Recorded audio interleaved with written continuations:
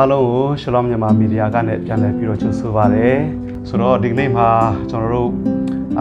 ministry အနေနဲ့ပေါ့နော်ပြန်လည်ပြီးတော့ကျွန်တော်တို့ဒီတမချန်းစာနဲ့ပတ်သက်ပြီးတော့အနေငယ်လေး interview ချင်းအစီအစဉ်လေးအမေးဖြေကဏ္ဍလေးကိုပြုလုပ်သွားမှာဖြစ်ပါတယ်ဖျားစကားနဲ့တမချန်းစာနဲ့ကဘာကွာခြားမှုရှိတယ်လဲအခုတလို့ဆိုတော့ဆရာတစ်ပါးကပြောတယ်ဖျားရဲ့လူဆိုတာကချန်းစကားမပြောဘူးပေါ့နော်ဖျားစကားပဲပြောတယ်ချန်းစကားကဘဝတုတရတယ်လူကိုမပြောင်းလဲစေဘူးဒါပေမဲ့ဖျားစကားကလူကိုပြောင်းလဲစေတယ်ဆိုပြီးတော့ဆရာတစ်ပါးကပြောတယ်ပေါ့နော်ဆိုတော့အဲ့ဒီစကားနဲ့ပဲအခုဆိုတော့ကျွန်တော်တို့ခရိယာတွေအချင်းချင်းနားလည်မှုလွဲစေတဲ့အရာတွေပြီးတော့စိတ်ဝမ်းကွဲမှုတွေဖြစ်စေတယ်ပေါ့နော်ဆိုတော့အဲ့ဒါနဲ့ပတ်သက်ပြီးတော့ဆရာရဲ့ခံယူချက်လေးအနေနဲ့လေးဝင်ပြပေးပါအောင်ဆရာဟုတ်ကဲ့ပရမဥစွာအခုလိုနှုတ်ကပတ်တော်ကိုပို၍တာ၍နားလည်နိုင်ဖို့ရန်ကြိုးစားအားထုတ်အချိန်ပေးပြီးတော့မှမေးခြင်းများခြင်းဖြေခြင်းစီစဉ်ပေးတဲ့ media group เนาะ Shalom မြန်မာ media group ကိုကျေးဇူးတင်တယ်ဆိုတာပြောပြရစေဒီမိကွန်းနဲ့ပတ်သက်၍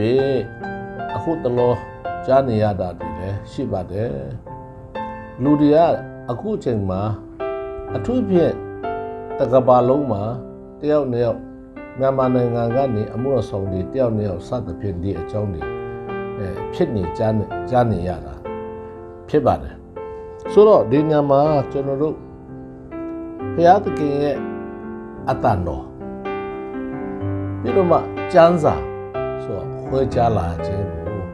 ရှာရှင်းစားတဲ့အခါမှာဒါတယောက်နဲ့တယောက်ဝိညာဉ်အလဲမတူတာလဲပါပါတယ်ပြီးတော့အဲ့ဒါထက်ပိုအရေးကြီးတာပါလဲဆိုနှုတ်ကပတ်တော်ရဲ့ background နောက်ခံသမိုင်းလေ့လာမှုအားနေတာလဲပါတယ်ဘာဖြစ်လို့လဲဆိုတော့ကျွန်တော်ဒီတမန်ကျမ်းစာဟာ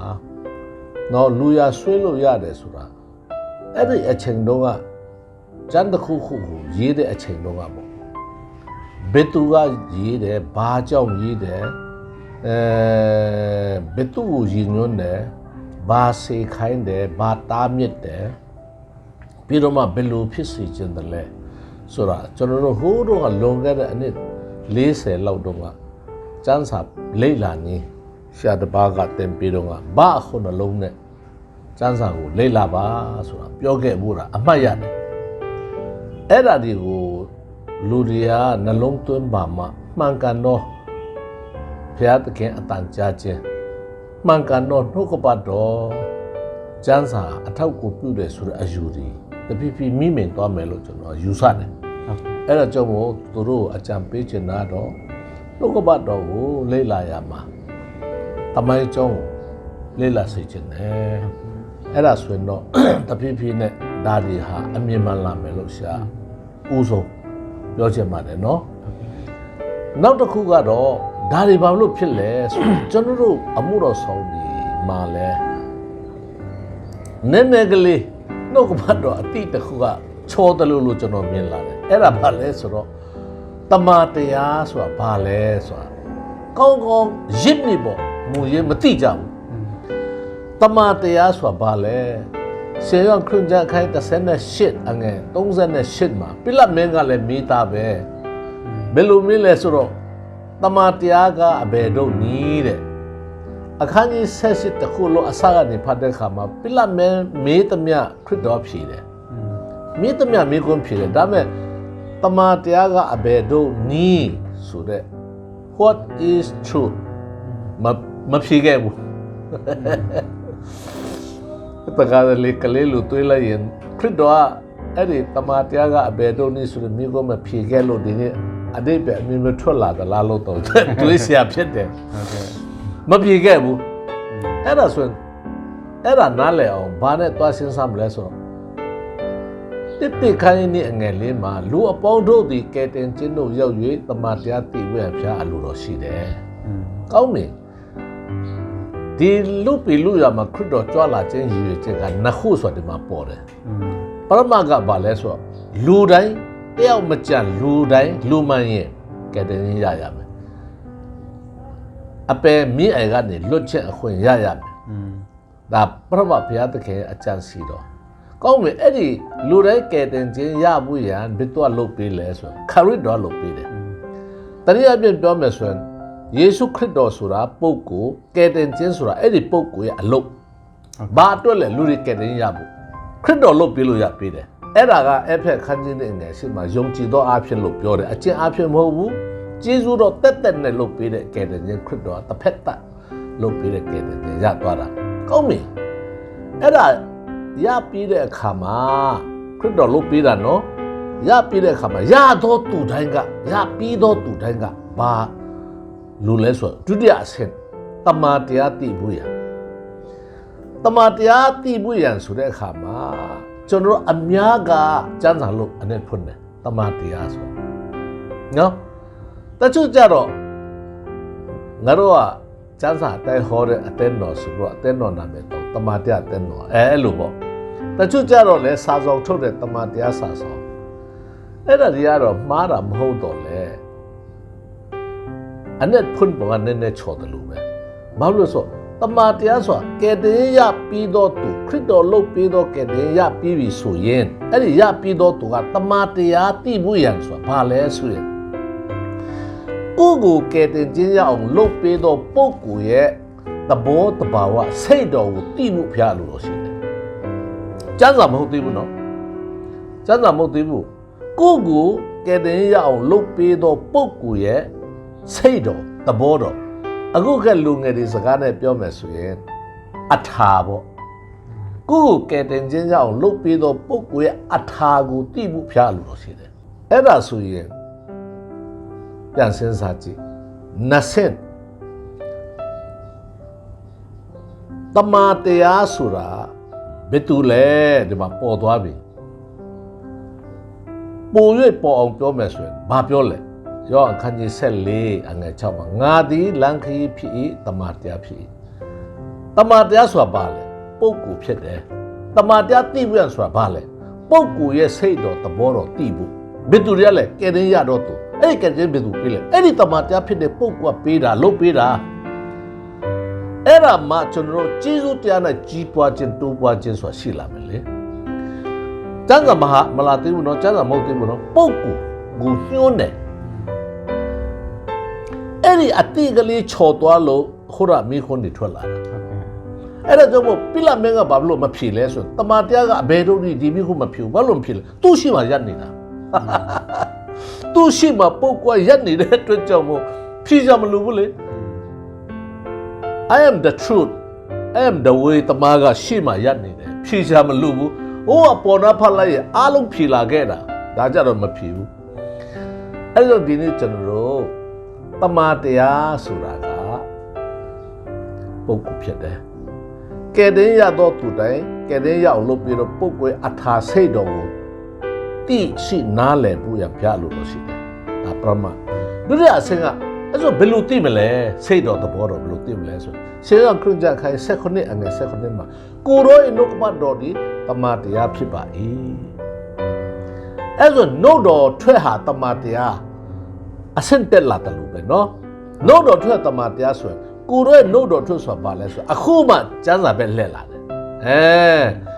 ဖခင်ရဲ့စိတ်တော်သဘောတော်ခရစ်တော်ရဲ့ကယ်တင်ခြင်းကိုပေးတော်ခရစ်တော်ရဲ့စိတ်တော်သဘောတော်တည်ဖို့ရန်တခြားကျမ်းဂန်ဒီမှာမရှိဘူးဒီကျမ်းစာထဲမှာရှိပြန်တယ်အဲ့ကြောင့်မို့ကျွန်တော်တို့ခရစ်တော်ရဲ့စိတ်တော်သဘောတော်အထာပေါက်ဖို့ကျမ်းစာကိုလေ့လာရမယ်နော်ကျမ်းစာလေ့လာတဲ့အခါမှာဒီကျမ်းစာဟာဝိညာဉ်တော်မှုတ်သွင်းတယ်လို့နှစ်တစ်ခန်းကြီး3ငယ်16ကအတိလည်းပြောတယ်ထိုကျမ်းစာရှိသမျှတို့သည်ဟုတ်လားဘုရားသခင်ဝိညာဉ်တော်မှုတ်သွင်းတော်မူသောအားဖြင့်ဖြစ်၍လို့ပြောတဲ့အတွက်ကြောင့်မို့ဝိညာဉ်ဖော်ပြမှုဖွင့်ပြမှုလိုတယ်အဲဆိုတနည်းအားဖြင့်ပြောမှဆိုနတ်ဆက်လို့ဆရာရှင်းအောင်ပြောချင်တယ်ကျမ်းစာဖတ်တဲ့အခါမှာတိနားလည်နိုင်တော့အတိုင်းအတာတစ်ခုရှိတယ်အဲ့ဒါကျွန်တော်တို့လူတိုင်းရဲ့အသိဉာဏ်နဲ့ဆိုင်တယ် IQ နဲ့လည်းဆိုင်တာပေါ့ခက်စကားနဲ့ပြောပါဆိုဒါပေမဲ့အဲ့ဒါနဲ့မပြီးသေးဘူးဝိညာဉ်တော်ရဲ့ဖော်ပြမှုဖွင့်ပြမှုဟုတ်လားအဲ့ဒီအပေါ်မှာအဲ့ဒါကြတော့ဆုတောင်းရင်းနဲ့တွားရင်ဝိညာဉ်တော်ကဖော်ပြတယ် ဝိညာဉ်တော်ဖော်ပြခြင်းဆိုတာလေရှအသက်တာနဲ့ကျမ်းစာလေ့လာတဲ့အပေါ်မှာပြောရမယ်ဆိုရင်ဝိညာဉ်ဖော်ပြတယ်ဆိုလဲနှမျိုးရှိတယ်တခါလေကျမ်းစာဖိုင်နဲ့ကိုယ့်အတွက်ပဲတွင်တင်ဖော်ပြခြင်းခန္ဓာရှိတယ်တခါတလေကြတော့အများကိုပါတွင်တင်ဖို့အများအတွက်ကိုပါဖော်ပြခြင်းခန္ဓာရှိတယ်ဒီနှစ်ခုရှိတယ်ဒါပေမဲ့အဲ့ဒီဝိညာဉ်ဖော်ပြခြင်းဆိုတဲ့မှာတော်တော်များများမားတာမမားဖို့ဘာလို့လဲဆိုကျွန်တော်တို့ကဝိညာဉ်တော်ဖော်ပြတဲ့ဖျားစကားပြောတဲ့ဆူတဲ့စကားတိုင်းဒီကျမ်းစာနဲ့မချော်ရဘူးအခြေခံကကျမ်းစာအတိုင်းအမြဲတမ်းဖြစ်နေရမယ်နော်လေးရင်ပြန်နေတာပဲသူ့လမ်းကြောင်းကျွန်တော်မသိဘူးလင်းမှုလေးတွေလည်းတကယ်ဆိုမသိပါဘူးဒါပေမဲ့သူတို့မှရှေ့မှာနော်ဟိုမြင်ကွန်းလမ်းပြဥစ္စာလေးရှိတယ်အဲ့ဒါနဲ့သွားတာသင်္ဘောပလဲကြီးအကျယ်ကြီးပဲသူတို့မှလည်းလမ်းပြရှိအဲ့ဒီတိုင်းသွားတာဟုတ်လားဒီနေ့လေဝိညာဉ်တော်လို့ကျွန်တော်ပြောတဲ့အခါမှာသူ့လမ်းကြောင်းကသူ့နဲ့သူရှိတာဝိညာဉ်တော်လည်းသူ့လမ်းကြောင်းရှိတယ်ညနေပိုင်းသမင်းဟင်းချက်ပြီးတော့ကောင်းညင်းတဲ့ဝတ်သားစားတဲ့ခါမှာညမှာအိမ်မက်တစ်မျိုးညနေဟင်းကအတော်အချင်းများသွားပြီးတော့သားစားတဲ့ခါမှာအိပ်ပျော်တဲ့ခါမှာစောစောစီးစီးအစာကြည်သွားတဲ့တို့အိမ်မက်ကတဖုံပြောင်းပြန်ပြီအဲ့ဒါလူခန္ဓာကိုယ်ရဲ့ဓာတ်ကြီးလေးပါးတည်ဆောက်မှုအပေါ်မှာပြောင်းသွားတာအစားတောက်ကြောင့်သူတို့ဆိုပဲဒီကနေ့လူတွေကဖျားစကားပြောတယ်ဝိညာဉ်တော်စကားပြောတယ်ဆိုပြီးတော့မှဒီကျမ်းစာနဲ့ချော်ရင်အဲ့ဒါဝိညာဉ်တော်ဖျားပြောတာမဟုတ်ဘူးကျမ်းစာနဲ့ညီရမယ်ကျမ်းစာအပြင်မရောက်ရဘူးဟိုးလွန်ခဲ့တဲ့အနှစ်25လောက်တောင်ရှိပြီမကောက်ထင်30လောက်တောင်ရှိပြီဒုံကရှာတို့မှုတော်ဆောင်ရင်နဲ့တချို့မှုတော်ဆောင်တွေကဘာပြောလာလဲဆိုမြန်မာနိုင်ငံမှာဟိုပြပနန့်သွားလာတော့မသိဘူးမြန်မာနိုင်ငံမှာတော်တော်ပြတ်နန့်သွားတဲ့အရာပါလဲဆိုဆုတောင်းဆရာမလို့ဘူးကြည့်တော့ချီးမွမ်းပြီးတော့မှစားလိုက်တောက်လိုက်နောင်တရဆရာမလို့ဘူးဟဲ့လားဆယ်ဘူးတခုပေးဆရာမလို့ဘူးဒါတွေအကြည့်ကျန်မြန်မာနိုင်ငံမှာလေအမှုတော်ဆောင်တွေတချို့အဓာတ်တွေဟောလာလို့တော်တော်လေးကြရရိုက်ဘူးတယ်လေအခုတဖြည်းဖြည်းအဲ့ဒါတွေပျောက်လာပြီအခုတော့မှပြန်ပြီးတော့ပေါ်လာတယ်ပေါ်လာလားဟုတ်လားအဲ့ဒါကြောင့်ကျွန်တော်အခုလဲရှာမေးတဲ့မိကုန်းကိုချုပ်ပြီးတော့မှဖြေရမယ်ဆိုရင်နှုတ်ကပတ်တော်တမန်ကျမ်းစာဖျားစကားကြားတယ်ဝိညာဉ်စကားကြားတယ်ဆိုတာဒီအားလုံးရဲ့နဲ့တင်းဆောင်လာတဲ့အဖြစ်ရင်းမြစ်ဒီရှာအမြင်မှာအဲ့ဒါတည်းရဲ့နောက်ွယ်မှာရှိတဲ့တမန်တရားဆိုတဲ့အရာအတိအကျနားမလဲကျမ်းနေလာတယ်လို့ရှာမြင်တယ်တမန်တရားဆိုတာကျမ်းစာမဟုတ်သေးဘူးပုဂ္ဂိုလ်ဖြစ်တယ်ငါဒီတမန်တရားဖြစ်ဘယ်မှာသွားထားမလဲအဲ့ဒီစကားသူပဲပြောတာခရစ်တော်ငါဒီတမန်တရားဖြစ်အဲ့ဒါကြောင့်မို့တမန်တရားဆိုတာကျမ်းစာအုပ်လို့လဲမပြောနဲ့အောင်ဝိညာဉ်စကားပြောတယ်ဖျားစကားပြောတယ်လည်းမပြောနဲ့အောင်တမန်တရားဆိုတာယေရှုခရစ်တော်ပဲပုဂ္ဂိုလ်ဖြစ်တယ်လူပေါင်းတို့ဒီကဲတင်ခြင်းတို့ရောက်ရဆိုတာပုဂ္ဂိုလ်တိတော်တမန်တရားကလူဒီလူအပ်တော်ကဲတင်လုတ်ပေးတယ်ရသွားတယ်သူလုတ်ပေးတဲ့အလုပ်ရသွားတဲ့အတွက်ကြောင့်မို့ရတယ်လို့လဲဝမ်းမြောက်မှာပဲလုတ်ပေးတော့သူလဲဝမ်းမြောက်မှာပဲဒါမဲ့ရသွားတော့သူကရခြင်းကိုကြည်ယူရှင်ကိုဟလားကြည်ယူမကောင်းအောင်တမန်တရားဆိုတဲ့ပုဂ္ဂိုလ်ရဲ့စိတ်တော်သဘောတော်သိဖို့လိုတယ်အဲ့ဒီလုတ်ပေးတဲ့ပုဂ္ဂိုလ်ရဲ့စိတ်တော်သဘောတော်သိအောင်မကြိုးစားဘူးဆိုရင်အသက်တာချော်ပြီးတော့ကြည်ယူကမ်းတဲ့ဘဝထိရောက်မှာပဲနော်အဲ့လိုမဖြစ်ရလေအောင်ကျွန်တော်တို့ကတမန်တရားဆိုတာပုဂ္ဂိုလ်ဒုတိယကခုနပြောတဲ့ရှင်ရောက်ခရစ်ယာန်ခိုင်ကြီးသုံးခါတော့ပြောပြီးဆက်ခွန်မှာကိုရောရဲ့နှုတ်ကပတ်တော်ဒီတမန်တရားဖြစ်ပါအေးဆိုစိတ်တော်သဘောတော်သိပွင့်ဘာလို့ပြန်လဲဆိုကျမ်းစာလေ့လာရကျမ်းစာအပြင်ရောက်ရင်အဲ့ဒါကတော့စိတ်တော်သဘောတော်သိဖို့ဝေးသွားပြီ1989 89တော့ဟာပရောဖက်တွေအများကြီးမြန်မာနိုင်ငံမှာပေါ်တယ်သူတို့ဟောပြောတာလည်းအတိအကျပဲ အဲ့ဒီပုံကိုယ်ကရှက်တကယ်ချင်းဖြစ်တယ်ကျောင်းနေပဲတကယ်ချင်းအာအရန်ထီရောက်တာဒါမဲ့နောက်ပိုင်းကျမှ10ခုပြောရင်တစ်ခုစမလာတယ်နှစ်ခုစမလာတယ်ကျန်တာအလုံးမှန်တယ်ဆိုရင်ယုံရှာပဲနော်ရှာလဲပါလို့ပဲအဲ့တို့ကအခုလို့နှုတ်ကပတော့တည်တဲ့ရှာဒီမှမရှိတာ1980ဆိုတာနော်တခါလေကျွန်တော်လမ်းပြအိမ်မြောင်ဖြစ်တော့တမန်တရားနေလွဲတဲ့အခါမှာကိုယ်လည်းဟုတ်နူးနူးနဲ့ယောင်တတ်တယ်လေမယောင်ဘူးလို့တယ်နှုတ်ကပတော်နဲ့ကြိုက်ရမယ်နောက်ပိုင်းမှာအဲ့ဒီလူတွေဘယ်လိုချော်လာလဲဆိုတာသူဖယားရှိခိုးဝင်းတော်ဖျားစကားပြောတယ်လို့ပြောရင်ဟောရင်နဲ့တော့တချင်းဆူပြီးတော့ကတာသူကိုယ်တိုင်ကအဲ့ကြားထဲမှာနိုင်လောက်ကြားတဲ့ခါမှာဟာနဆူလာတယ်ဆူပြီးမှနင်တို့ရင်ဟာငါမင်းမနာကတ်ဟာငါမင်းမခေါပေါ်တင်နေဆိုသူမင်းမလက်တင်နဲ့တွားထူတာသူမင်းမကကိုယ်ခဏလာအဲ့နဲ့ဘေးလူတွေကထိန်ပြီးတော့မှဒါမှဘယ်လောက်ကြာထိုးမလဲမသိဘူးကလေးတောင်ပြက်ကြနိုင်တယ်နှစ်ရက်3ရက်4ဖြစ်တဲ့ခါမှာသူ့မိန်းမဆွေမျိုးတွေတောင်မှမကျင်တတ်လို့တိုင်တော့မလို့ဖြစ်ပြီးတော့ပြန်ကြည်အေးရတယ်ဆရာပြောနေတာအဖြစ်အပျက်ကိုပဲသိရှိချင်တာပါပုဂ္ဂိုလ်ရှုပ်ချတာမဟုတ်ဘူးဝိညာဉ်တော်ကမင်းမလက်တီးနဲ့ထိုးအောင်ခိုင်းမလားနော်မခိုင်းဒါဆိုအခုလက်တွေ့ဖြစ်နေပြီဘာလို့ဒီလိုဖြစ်တယ်လဲဆိုတမန်တရားတိတော့နှုတ်ကပတ်တော်ရဲ့ဖရာအထာလေ့လာတဲ့ဘက်မှာမလာလို့သူ့ရဲ့ IQ အသွေးခေါ် philosophy တခါလေလူတွေကခုနကကျွန်တော်တစ်ချက်လေးပြောတာပဲလေကောင်းညင်းတဲ့ဝတ်သားစားပြီးတော့အိပ်ပါလားခံစားမှုတစ်မျိုးပဲဘဲတာဝအောင်စားခံစားမှုတစ်မျိုးပဲအချင်းစားပါလားခံစားမှုတစ်မျိုးပဲဘာလို့လဲလူခန္ဓာကိုယ်တစ်ခုလုံးရဲ့ဓာတ်ကြီးလေးပါတည်ဆောက်မှုဟာကိုယ်စားတဲ့အစားတောက်ပေါ်မှာအများကြီးအသွေးခေါ်တွေကဖြာတယ်လေ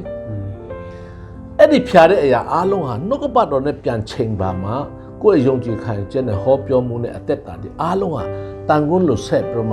မှန်သွားပြမဖရာရဲ့စိတ်တော်သဘောတော်တည်တဲ့ဘက်တက်လမ်းမှာဖြစ်တယ်အဲ့ဒါကြောင့်ဒီကနေ့ကျွန်တော်တို့ဖရာစကားကြားတယ်ဝိညာဉ်တော်စကားကြားတယ်ဆိုတာလေကြားပါစေဒါပေမဲ့ကျမ်းစာအတိုင်းဖြစ်ရမယ်ကျမ်းစာနဲ့ညီရမယ်ကျမ်းစာအတိုင်းမဟုတ်ဘူးဆိုတာကသူ့ရဲ့ philosophy ဒါမှလည်းပရိသတ်တွေကိုနည်းနည်းလှည့်ချင်လို့စိုက်ကူများတုံးတယ်လားမသိဘူးစိုက်ကူတုံးတဲ့လူဆရာတွေရှိတယ်တရားဟောဆရာတွေမှာလေသူ့ရဲ့အသွေးခေါ်အမျောအမြင် philosophy ကိုအမြင်ပြပြီးတော့မှပရိသတ်ကိုစိုက်ကူနဲ့ချတဲ့ဆရာသမားတွေဟိုဘက်မှာအာဖရိကဘက်မှာဘက်ကဆရာတွေတော်တော်များများအဲ့ဒါတုံးတယ်ဆရာဂျူဒိုကနေကြည်တာအဲ့ဒါကြောင့်ကျွန်တော်တို့ကလူသဘောတဘာဝတွေးတာတည်ဆောက်မှုအားလုံးဟာဖြာနိုင်တဲ့ဥစ္စာတွေပဲဖယားသားဖြစ်ပြီမဲ့အတွင်းပဲဖယားသားဖြစ်တာမြင်တဲ့ရုပ်ကထမင်းစားတော့မဲ့ဟင်းစားတော့မဲ့အချင်းစားတော့မဲ့အငံစားချင်တော့မဲ့လေအဲ့ဒါဒီအားလုံးကကျွန်တော်အသွေးခေါ်အားလုံးကိုပြောင်းလဲစေနိုင်တယ်မပြောင်းလဲဘူးဖယားနှုတ်ကပတ်တော်နဲ့မချုံဘူးနှုတ်ကပတ်တော်အသေးချာလေ့လာဖို့အဲ့ဒါမှဖယားစိတ်တော်သဘောတော်တည်မှာဖြစ်တယ်ဆိုတာကိုရှာအနေနဲ့အတွေ့အကြုံနဲ့တွေ့ဖက်ပြီးတော့မှနှုတ်ကပတ်တော်အခြေပြီးအဖြေပေးခြင်းနဲ့ဆရာဟုတ်ကဲ့ကျေးဇူးတင်တယ်โอเคကျေးဇူးရန်တင်တယ်အခုလိုမျိုးတမန်တရားနဲ့နှုတ်ပတ်တော်ကိုရှင်းလင်းစွာနဲ့ဝေမျှပေးလို့ပေါ့နော်အထူးပဲကျေးဇူးတင်တယ်